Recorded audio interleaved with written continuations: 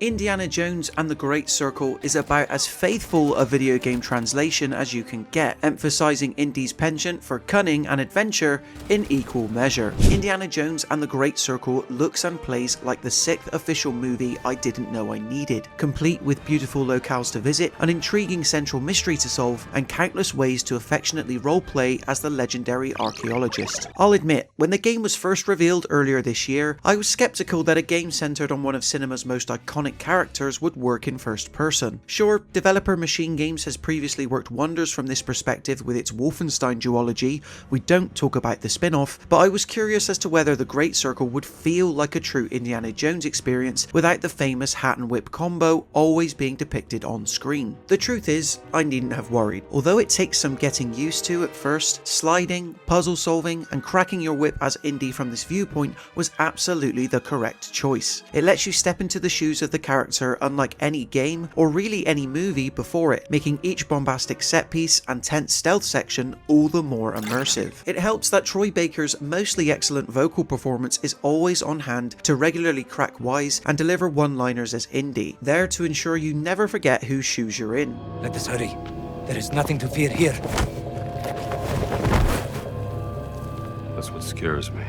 Admittedly, there were times where gaming's go-to actor seemed to slip into his natural voice once or twice and lack the inherent gruffness, but for the most part he does a great job filling Ford's boots, especially during slower paced sequences while commenting on potential puzzle solutions and the like. Because yes, just as much as it nails the serialized adventure feel from the original trilogy, Machine Games also understands that core to Indiana Jones is his knowledge as a historical expert, which plays just as big a role in Indiana Jones and the Great Circle as conventional action.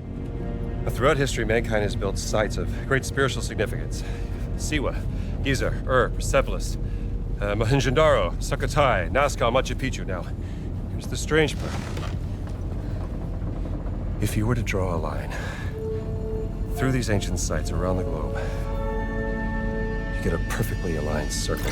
Following an extended prologue sequence paying tribute to a certain boulder chase sequence that also doubles up as a tutorial, it isn't long before Indy is swept off onto another globe-trotting adventure. Canonically taking place between the events of 1981's Raiders of the Lost Ark and 1989's The Last Crusade, a lot of work has clearly been put into making the Great Circle lean into the campier, more charming tone of these two movies as opposed to Temple of Doom's much darker feel. Aiding this even more is the brilliantly executed musical score and warm lighting, both of which are on point to a scarily accurate degree.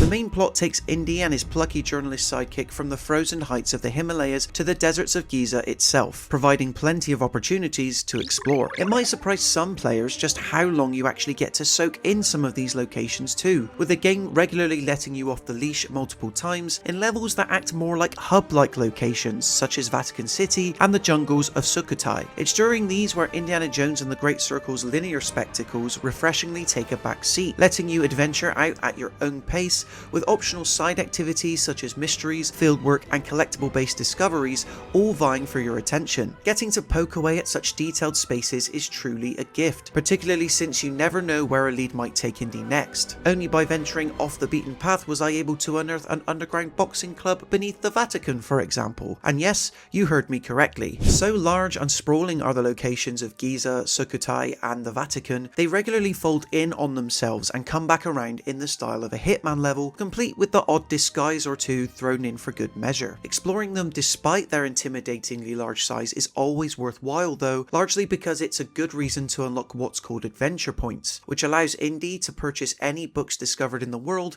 that improve useful skills related to health, stamina, combat and whip use. One of the most useful is Lucky Hat, whereby Indy can get a second chance at life should he search around for and pick up his iconic hat after being downed. It's a clever touch. Speaking of which, surprisingly, it's combat in Indiana Jones and the Great Circle that's a bit of a mixed bag, both with regards to direct action and stealth. Despite the emphasis on dodging and parrying, I could never quite overcome the hand-to-hand melee's inherent clunkiness, and when it did work, I found that Indy's stamina bar was always just that little bit too short to match my full fisticuff desires. It's easy to get winded quickly. Slightly more successful is stealth, which is mostly driven by the various everyday weapons strewn around levels, in which Indy can pick up every everything from a broom to a statue bust to satisfyingly bonk enemies on the head from behind. It's fun to execute occasionally, but the enemy AI is easy to manipulate in areas other than those absolutely stacked with fascist filth. Gunplay is perfectly fine by comparison when used as a last resort for a loud exit. The other slight downside to Indiana Jones and the Great Circle is the lack of an original villain. Emmerich Voss is decent enough as far as Nazi scientists with their own agenda go, but I couldn't help but feel that in terms of his motives and overall persona, I'd seen it all before, even in previous Indiana Jones films. True, he and Indiana Jones have a history together in that, we meet again sort of way, but it's never fully developed upon. Far more successful character-wise is Indy's relationship with companion Gina Lombardi, who more than holds her own as part of the story as a journalist searching for her sister both in and out of gameplay, whether it's via picking locked doors or throwing items at enemies from afar. Still reeling from how he and Marion left things at the end of Raiders of the Lost Ark, I was always left curious to see how Indy would handle another important woman in his life, and it didn't disappoint in this regard. For the most part, Indiana Jones and the Great Circle represents an incredible achievement by Machine Games. Not only does it comfortably sit neatly within the movie series canon in terms of how it looks and feels, it also does excellent justice to Harrison Ford's unconventional professor by paying tribute to his calculating and cunning side just as much as his adventurous one, coupled with several jaw-dropping set pieces and puzzles that left me scratching my head just enough that it never became annoying. This is about as enjoyable an Indiana Jones experience as one can hope for. We at Mirror Gaming give Indiana Jones and the Great Circle a 4 out of 5. What are your thoughts? Do you plan on picking this one up? Be sure to let us know in the comments section below, and consider subscribing to the Mirror Gaming YouTube channel to stay up to date with even more videos like this. Until next time, thank you so much for watching, and we'll see you in the next one.